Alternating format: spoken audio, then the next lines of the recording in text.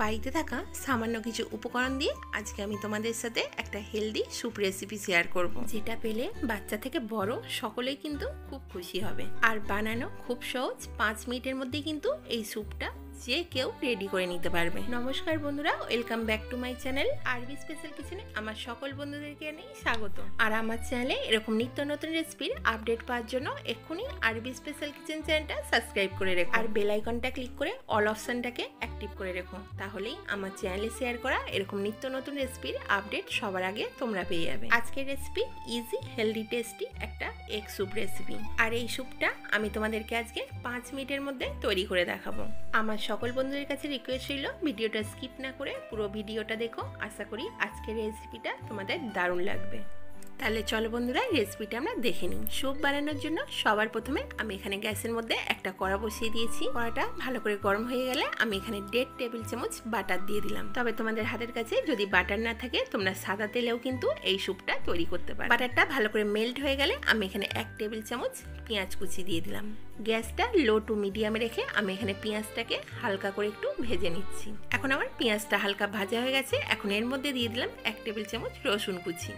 রসুনটাকেও আমি এখানে হালকা করে একটু ভেজে নিচ্ছি, যাতে রসুনের থেকে কোনো রকম কাঁচা গন্ধ না থাকে। এখন এখানে একটা মাঝারি সাইজের কুচনো ক্যাপসিকাম দিয়ে দিলাম। ক্যাপসিকামটা কিন্তু খুব ছোট ছোট টুকরো করে কেটে নিতে হবে। ক্যাপসিকামটা 1 থেকে 2 মিনিট একটু নাড়াচাড়া করে নেওয়ার পর আমি এখানে দিয়ে দিলাম কুচনো টমেটো। আমি এখানে একটা মাঝারি সাইজের কুচনো টমেটো দিয়ে দিলাম, তবে টমেটোটাকেও কিন্তু ছোট ছোট টুকরো করে একটু কেটে নিতে হবে। এখন আমি এর মধ্যে পরিমাণ মতন নুন দিয়ে দিলাম। নুনটা দিয়ে দেওয়ার পর 1 থেকে 2 মিনিট একটু ভালো করে নাড়াচাড়া করে নিচ্ছি। 1 থেকে 2 মিনিট এইভাবে নাড়াচাড়া করতে করতে এখন একটা স্প্যাচুলার সাহায্যে একটু টমেটোগুলোকে আমি গলিয়ে দিচ্ছি। একটা স্প্যাচুলার সাহায্যে এইভাবে চেপে চেপে একটু টমেটোটাকে গলিয়ে নিতে হবে। এখন এর মধ্যে দিয়ে দিচ্ছি 1/2 টেবিল চামচ চিলি ফ্লেক্স। তবে এটা একেবারেই অপশনাল, তোমাদের হাতের কাছে যদি চিলি ফ্লেক্স না থাকে তাহলে তোমরা কাঁচা লঙ্কা কুচিও দিতে পারো।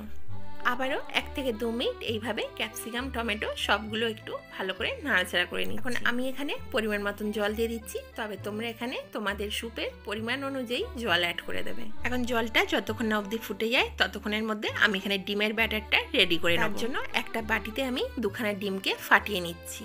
ডিমের মধ্যে কিছু দেওয়ার দরকার নেই, জাস্ট আমি এখানে ডিমটা ফাটিয়ে ভালো করে ফেটিয়ে নিচ্ছি, যাতে কুসুমটা ডিমের সঙ্গে খুব ভালোভাবে মিশে যায়। তো দেখতে পাচ্ছ বন্ধুরা, ডিমের ব্যাটারটা আমার এখন রেডি হয়ে গেছে। এখন আমার জলটাও কিন্তু খুব ভালো করে ফুটে গেছে। এখন এক হাতে আমি ডিমের ব্যাটারটা ঢালবো আর এক হাতে আমি একটা স্প্যাচুলার সাহায্যে স্যুপটাকে এইভাবে নাড়িয়ে যাব। এখন আমি ডিমটা সবটা ঢেলে দিয়েছি। এখন একটা স্প্যাচুলার সাহায্যে আমি কন্টিনিউ এইভাবে কিছুক্ষণ নাড়িয়ে নিচ্ছি। এখন আবারও একটা বাটি নিয়ে নিয়েছি, তার মধ্যে আমি 1.5 টেবিল চামচ দিয়ে দিলাম কর্নফ্লাওয়ার। 1/2 কাপ জল অ্যাড করে দিয়েছি। এখন আমি একটা কর্নফ্লাওয়ারের ব্যাটার রেডি করে নিলাম। অন্যদিকে আবারও কিন্তু স্যুপটা খুব ভালো করে ফুটে গেছে। এখন আমি কর্নফ্লাওয়ারের ব্যাটারটা আমি আস্তে করে এইভাবে ঢেলে দিচ্ছি। আবারও 1 থেকে 2 মিনিট একটু স্যুপটা ভালো করে নাড়িয়ে নিচ্ছি। এখন কিন্তু আমার স্যুপটা প্রায় রেডি হয়ে গেছে। স্যুপের টেস্টটা বেটার করার জন্য আমি এখানে সামান্য একটু আজিনামোটো অ্যাড করে দিলাম আর দিয়ে দিলাম আধখানা গন্ধলেবুর রস। এতে কিন্তু স্যুপের স্মেলটা দারুণ আসে। তবে আজিনামোটোটা একেবারেই অপশনাল, তোমরা যদি এখানে আজিনামোটো দিতে না চাও নাও দিতে পারো। এখন আমি কিছুক্ষণ আবারও এটাকে নাড়াচাড়া করে ফুটিয়ে নিচ্ছি। তো দেখতে পাচ্ছ বন্ধুরা, স্যুপটা আমার খুব ভালো করে ফুটে গেছে। এখন আমি গ্যাসটাকে অফ করে দিয়ে একটা পাত্রের মধ্যে সার্ভ করে নিচ্ছি। তো দেখতেই পেলে বন্ধুরা, কতটা কম সময়ের মধ্যে আর কতটা কম পরিশ্রমে আমি একটা দারুণ স্যুপ রেডি করে নিলাম।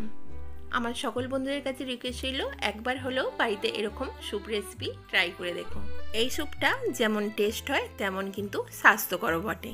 বাচ্চা থেকে বড় যে কেউ কিন্তু এই স্যুপটা খুব পছন্দ করবে। তাহলে আজকের এই স্যুপের রেসিপিটা তোমাদের কেমন লাগলো অবশ্যই কিন্তু আমাকে কমেন্টে জানিও। ভালো লাগলে একটা লাইক করে দিও আর যতটা পারবে তোমাদের বন্ধুদের সাথে শেয়ার করে দিও। তাহলে আজকের মতন এই পর্যন্তই। দেখা হচ্ছে আবার কোনো নিত্য নতুন রেসিপির সাথে। সবাই সুস্থ থেকো, ভালো থেকো।